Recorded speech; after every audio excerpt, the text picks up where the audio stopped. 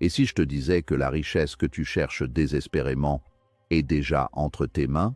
Oui, exactement là, dans ton revenu actuel. Pas dans un miracle, pas dans un coup de chance, mais dans quelque chose que tu utilises tous les jours sans vraiment comprendre son pouvoir.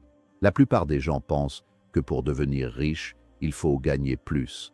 Mais selon Napoleon Hill, ce n'est pas combien tu gagnes qui compte. C'est ce que tu fais avec ce que tu gagnes. Imagine deux personnes avec le même salaire. L'une reste coincée toute sa vie, l'autre construit une liberté financière impressionnante. Quelle est la différence? Une formule cachée, une stratégie invisible, une discipline que peu de gens appliquent. Dans cette vidéo, tu vas découvrir la formule de richesse cachée dans ton revenu, une méthode simple mais puissante qui peut transformer complètement ta vie financière. Si tu regardes jusqu'à la fin, tu ne verras plus jamais ton argent de la même manière. Tu comprendras comment chaque pièce que tu gagnes peut devenir un outil pour bâtir ton avenir. Alors reste avec moi, car ce que tu vas apprendre aujourd'hui pourrait littéralement changer ta vie. Leçon 1.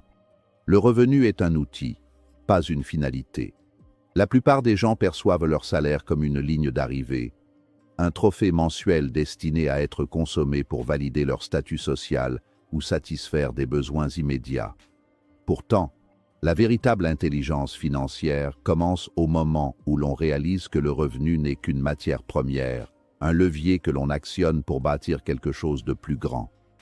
Si vous voyez l'argent comme une finalité, vous devenez l'esclave de votre employeur ou de vos clients, car chaque heure travaillée est immédiatement échangée contre une dépense qui s'évapore. En revanche, percevoir l'argent comme un outil, c'est adopter la posture de l'architecte qui utilise chaque brique non pas pour décorer son salon, mais pour construire les fondations d'un empire qui finira par tenir debout sans lui. Napoleon Hill, dans ses études sur les hommes les plus riches de son temps, a observé une constante. Ils ne travaillaient jamais uniquement pour le chiffre en bas de la fiche de paie. Ils travaillaient pour acquérir des actifs. Pour eux, l'argent est une armée de petits soldats. Chaque euro est un fantassin que vous envoyez au front pour capturer d'autres euros et les ramener au bercail. Si vous dépensez cet euro dans un café ou un gadget superflu, vous venez de sacrifier un soldat qui aurait pu se battre pour votre liberté pendant les 40 prochaines années. Cette distinction est cruciale car elle change radicalement votre rapport à la consommation. Vous ne demandez plus « est-ce que j'ai assez d'argent pour acheter ceci ?» mais plutôt « est-ce que cet achat vaut le sacrifice du futur revenu que cet argent aurait pu générer ?» Donner une mission à chaque unité monétaire signifie que vous devenez le PDG de votre propre vie financière. Dans une entreprise, aucun centime n'est dépensé sans une justification de retour sur investissement ou de nécessité opérationnelle stricte. Votre budget personnel devrait suivre la même rigueur. Le revenu est le carburant de votre moteur de richesse. Si vous brûlez tout le carburant en restant sur place, vous n'irez nulle part. L'objectif est de transformer le flux de revenus actifs, votre temps contre de l'argent, en un stock de capital qui générera ensuite des revenus passifs. C'est le passage de la survie à la stratégie, de la réaction à l'action réfléchie. Pour intégrer cette leçon, il faut déconstruire le mythe du bon salaire. Un haut revenu sans stratégie d'outils n'est qu'une prison dorée. On voit souvent des cadres supérieurs gagner des sommes astronomiques, mais vivre au bord de la faillite personnelle dès que le flux s'arrête. À l'inverse, une personne avec un revenu modeste qui comprend que chaque billet de 20 € est une graine peut finir par posséder une forêt entière. La finalité n'est pas d'accumuler pour le plaisir de voir un chiffre augmenter sur un écran, mais d'utiliser ce chiffre comme une force de frappe pour acheter votre temps, votre liberté de choix et votre sécurité à long terme. Leçon 2. La discipline financière est la clé. On entend souvent dire que si je gagnais plus, je n'aurais plus de problème d'argent. C'est une illusion dévastatrice. Le manque d'argent est rarement un problème de revenu. C'est presque toujours un problème de comportement. La discipline financière est le pont entre vos aspirations de richesse et la réalité de votre patrimoine. Sans elle, l'augmentation de vos revenus sera systématiquement absorbée par l'inflation de votre mode de vie. C'est ce que l'on appelle la loi de Parkinson appliquée aux finances personnelles. Les dépenses augmentent jusqu'à atteindre le niveau des revenus. Briser ce cycle demande une force mentale que peu de gens possèdent, car cela implique de différer la gratification immédiate au profit d'une sérénité future. La règle d'or consiste à se payer soi-même en premier. Cela semble simple, mais c'est l'acte de discipline le plus radical que vous puissiez accomplir. La plupart des gens paient leur loyer, leurs factures, leurs abonnements, puis épargnent ce qui reste s'il reste quelque chose. La personne disciplinée prélève sa part, sa dîme pour son futur, dès que l'argent arrive sur son compte. Ce faisant, elle force son cerveau à trouver des solutions créatives pour vivre avec le reste. Cette contrainte artificielle est le terreau de l'innovation personnelle et de la rigueur budgétaire. C'est le refus catégorique de laisser les circonstances extérieures dicter votre capacité à accumuler du capital. La discipline ne signifie pas vivre dans la privation totale ou devenir un avare, mais plutôt développer une conscience aiguë de la valeur des choses. C'est savoir dire non à une impulsion aujourd'hui pour pouvoir dire oui à une opportunité massive demain. La discipline financière, c'est aussi le suivi méticuleux de ses flux. On ne peut pas gérer ce que l'on ne mesure pas. Tenir un budget, analyser ses dépenses et identifier les fuites de capital est un exercice d'humilité qui révèle souvent que nous gaspillons notre futur dans des futilités. Cette rigueur quotidienne construit un muscle psychologique qui vous rendra imperméable aux pressions du marketing et de la comparaison sociale. À long terme, la discipline est le multiplicateur de votre intelligence. Même un génie de l'investissement ne peut rien faire s'il n'a pas de capital à investir. À l'inverse, une personne dotée d'une discipline de fer et d'une intelligence moyenne finira par surpasser tout le monde grâce à la force tranquille de l'accumulation. C'est un marathon, pas un sprint. La clé est de maintenir cette discipline non pas pendant une semaine de résolution de début d'année, mais pendant des décennies. C'est cette constance dans la retenue et le choix délibéré qui sépare ceux qui ont l'air riches de ceux qui sont réellement riches. Leçon 3. L'investissement intelligent. Une fois que la discipline a permis de sécuriser un surplus, l'étape suivante est de transformer ce capital stagnant en une force productive. Épargner est une vertu de défense, mais investir est une stratégie d'attaque. Dans un monde marqué par l'érosion monétaire, laisser son argent dormir sur un compte bancaire classique revient à accepter une perte de pouvoir d'achat certaine chaque année. L'investissement intelligent est l'art de placer son capital là où il sera valorisé par le travail d'autrui, par l'innovation technologique ou par la rareté d'un actif. C'est ici que l'on quitte le monde du travail linéaire pour entrer dans celui de la croissance exponentielle. Le concept fondamental de l'investissement intelligent est celui des intérêts composés, que certains décrivent comme la 8e merveille du monde. Mathématiquement, la magie opère par la réincorporation des gains dans le capital initial, A, P1 plus Rn natil. Cette formule n'est pas qu'une abstraction, c'est le moteur de la liberté. En investissant même modestement mais régulièrement, vous permettez à votre argent de se multiplier par lui-même. Au début, les résultats sont décevants, presque invisibles. Mais après un point d'inflexion, la courbe s'envole verticalement. L'investissement intelligent consiste à avoir la patience de traverser la phase de croissance lente pour atteindre la phase d'explosion, là où vos revenus passifs dépassent vos revenus de travail. Cependant, investir intelligemment ne signifie pas spéculer aveuglément sur le dernier produit à la mode. Cela demande une éducation financière continue. Comme le disait Warren Buffett, l'investissement le plus rentable est celui que vous faites dans votre propre compréhension des mécanismes du marché. Que ce soit dans l'immobilier, les actions, les obligations ou la création d'entreprises, l'objectif est de comprendre le rapport risque-rendement. Un investisseur intelligent cherche des asymétries, des opportunités où le risque de perte est limité et connu, tandis que le potentiel de gain est vaste. Il ne cherche pas à devenir riche rapidement, mais à devenir riche sûrement. La magie commence réellement quand vous n'avez plus besoin d'être présent pour que votre patrimoine grandisse.